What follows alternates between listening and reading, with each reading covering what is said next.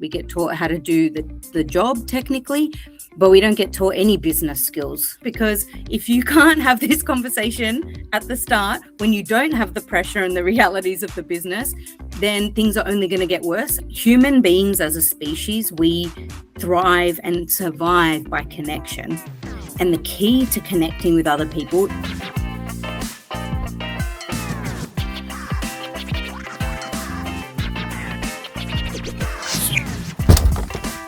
Welcome back to another exciting episode of the Business Narrative. As I promised all of you that I will be going to invite those people who are real life heroes. And today, trust me, we have a real life hero. She is doctor by profession, an accomplished dental physician, author, and a brave lady. She is none other than Dr. Lora. Dr. Lora, thank you so much for your precious time. Oh, thank you for having me. I'm excited to share a bit of my journey with you and your audience. The pleasure is all mine. So do let me know you built a successful practice but almost walked away. Like, was there any specific moment that broke you? So I started my dental practice almost 11 years ago now with a business partner, and it was a startup practice in Metro Sydney. So that came with its own set of challenges. And over the years, we were slowly growing the business, but ultimately it reached a point a few years in where the business was struggling to grow. The partnership was a bit tumultuous, and I just reached burnout. I think I just reached my limit, I think, and I felt broken, and I just said to my business partner, I can't do this anymore, and we need to put the practice on the market. But you started your journey with big entrepreneurial dreams. So how does it feels when those dreams broke and drained you instead? Honestly, it feels like grief. It's a really high pressure situation. You know, you go into this, entrepreneurial journey, you're starting a business, you're optimistic, you have this vision and this drive, and you're seeing things working out a certain way. And then when it's just not going the way that you expected, because it's very easy to be optimistic when you don't have the pressures of business and the reality of business happening. And when those pressures come on, then all of a sudden things start to fall apart. But you're conflicted between having this vision and wanting to keep pushing forward and not give up, but then also feeling like this is a trap. You feel like there's no escape and there's no way out, and you're stuck in this turmoil of not knowing what to do and just being miserable every day. Okay, so now let me know, according to your experience, what was the big problem? Market, model, or people? And additionally, do let me know, like, it was a sudden wake up call, or it was a slow realization for you that this business will not going to sustain for a long period. So I think the model of the practice that we had built was fine. There was nothing wrong there. The market was good. We had a good, beautiful clientele in the area that we were in, but it was the people. It was the partnership, and it was also the culture in the practice that resulted because of that. So if the leadership is not solid in a business, then the growth is going to be stunted, right? That's the driving force, and that's what sets the energy in the practice. And if that element, the people element, isn't working the way that it needs to, then any business is not going to be as successful as it could potentially be. So I think for us, that was the biggest thing.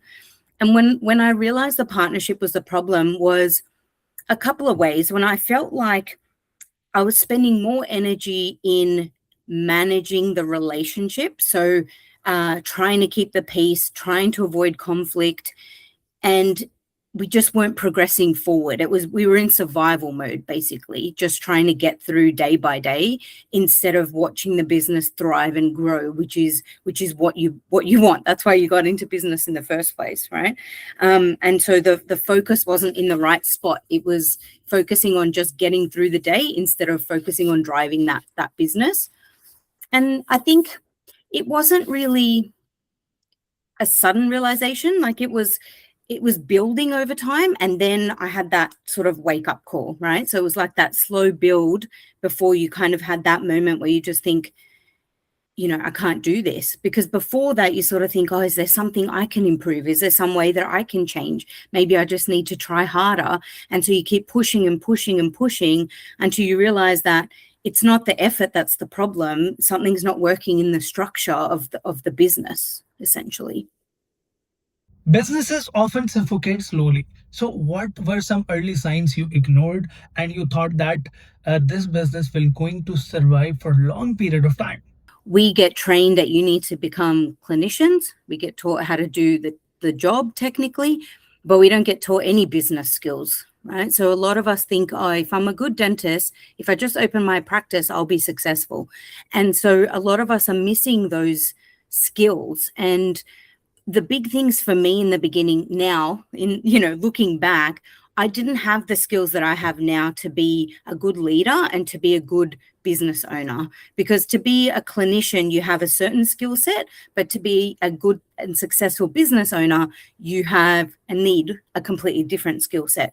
So I think early signs are if you're having issues with communication. So that's with the team, it could be with patients, if there's issues in the culture. So people are not happy to come to work. Like the energy is tense and negative instead of people feeling joy. Because like you mentioned, the importance of purpose and having that mission, you're there for a reason, right? You're there to help people. And if not everyone in the team is coming to work with that drive and that positivity, with the intention to treat people, the patients, the best way that they possibly can, then the business cannot be successful, right? The people, I think we underestimate how important those patients are to that business, right? You know it on a logical level, but that patient experience is what builds trust and loyalty and referrals, and that's what helps your business to grow, and most importantly, helps us to have that professional fulfillment, right? You're there to have,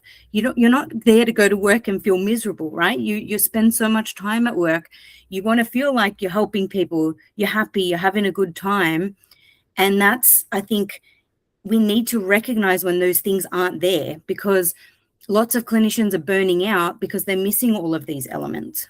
In your entrepreneurial journey, you had a breakup with your business partner, and partnership looks great in initial time period, right? So, where do you think you went wrong in that particular partnership, and why you guys got separated? Yeah, a lot of people go into partnership thinking that it will make it easier, right? You have somebody else that's in the journey with you, and that you can share the experience, you can share the challenges together. And I think partnerships go wrong when there's a misalignment between the values that the partners have, like the goals that they're striving for, and why they're in that business together, and if there's unclear expectations, right? So in the beginning, everyone's excited, you're optimistic, you're on the same page, and then, as we mentioned earlier, when the reality and the pressure of business hits, if you're not aligned in where you're going and why you're there in that practice, then those differences in integrity, in your communication skills, in emotional maturity show up, and that's when things start to really fall apart. And for me, I think the red flag I missed in the beginning was that I felt really small, right? When I would have conversations with my business partner, I didn't feel like I could challenge things that that she was saying, or question her, or have disagreements. I didn't have the skills to deal with that at the time. And I remember my dad saying to me at some point, he's like, you're not a pushover. Why are you struggling with her to sort of to stand up to her? And I even to this day, I don't know what it was. But ultimately, looking back, I realized I didn't have those skills to be able to have that difficult conversation.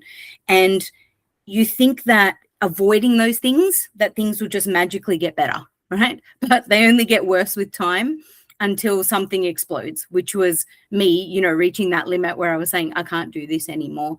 But it's having those skills to have those difficult conversations is really, really important. So let's say those folks who are starting their entrepreneurial journey and they are starting with partnerships. So, what sort of uncomfortable conversations they should have early on so that they can set boundaries? The important thing is to be able to have these awkward and difficult conversations before you embark on this partnership journey, right? So you need to be able to talk to each other and say, how are we going to handle conflicts if we disagree, right? Because things are going to come up where one person wants to do one thing and the other person wants to do something else. And then how are we going to deal with that, right?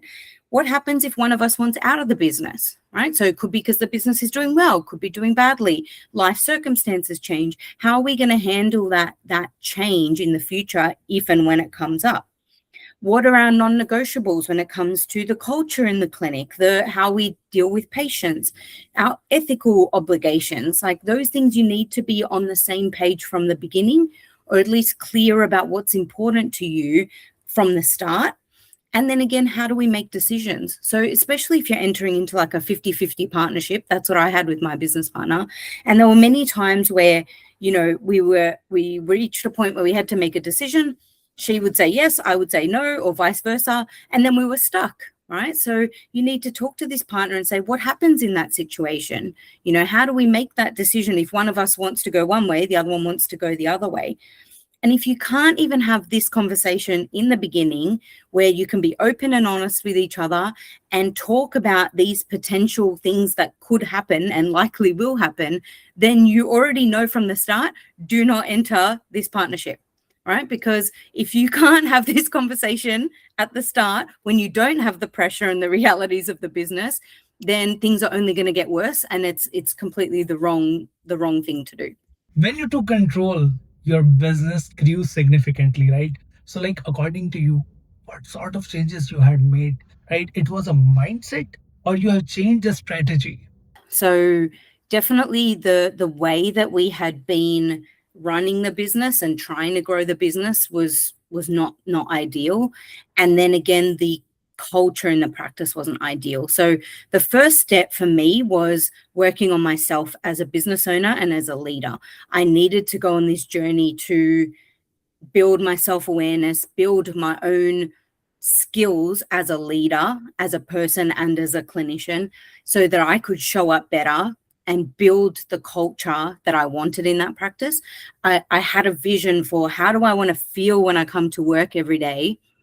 How do I want to show up? And I needed to work on myself to then transform into the team and the environment that I wanted. And then that naturally translated into business growth, right? Because when everybody on the team is aligned, they're clear on the mission and the vision of the business, and everybody is on the same page and moving forward, the energy shifts, right? People can feel that. You can put a smile on your face, but if there is tension in that environment, patients can feel it, clients can feel it. They know subconsciously when things are working well and when they're not, right? We've all experienced that. You walk into somewhere and you can just tell when the people want to be there and when they don't want to be there, right? Even if they're pretending with a smile on their face. So ultimately changing that translated into the business just growing naturally. It just took off because it was a place where everybody wanted to be. And it was the best thing I ever did. So, apart from that, do let me know what sort of changes you had made in your personal life that helped you to grow as a person and to grow in your business as well.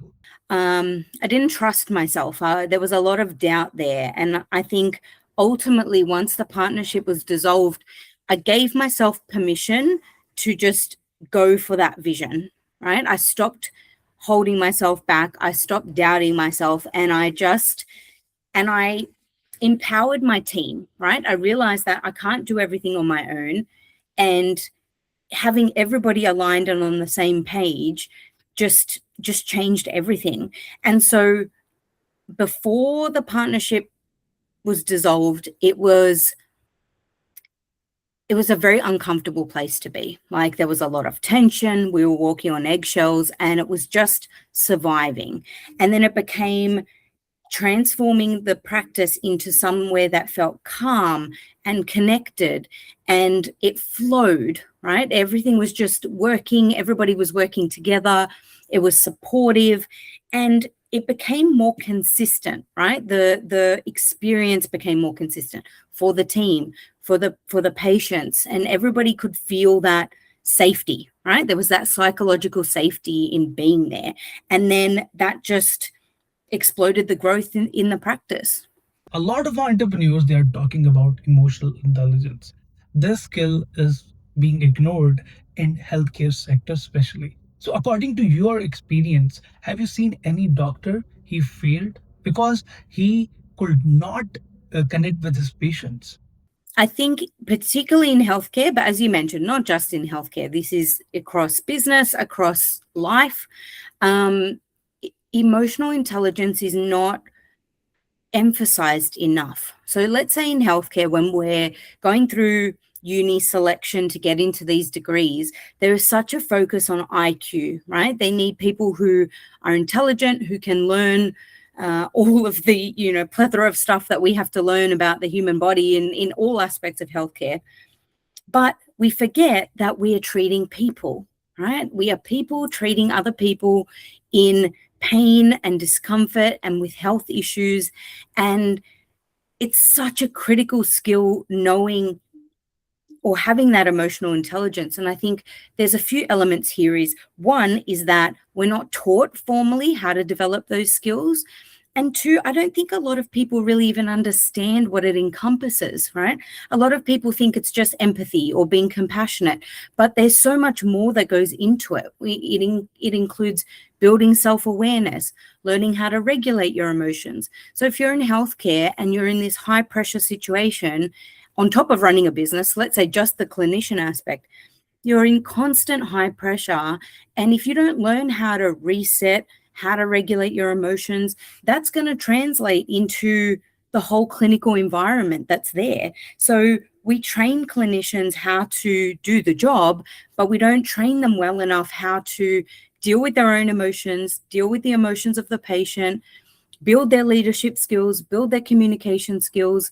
And all of that is key to success in life and business, right? So you mentioned about being a technically brilliant clinician. Yes, great. There's so much emphasis on, like, we finish uni and we have to do continuing education, right? We have to upskill, we have to do courses.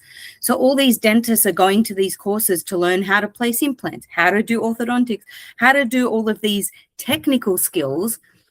But if you don't have the ability to build trust and rapport with your patients, then you're not going to have a chance to practice those skills, right? If that patient doesn't trust you enough to do that bridge or to do that orthodontic treatment, then all of those technical skills and the money spent on developing those skills is going to be wasted.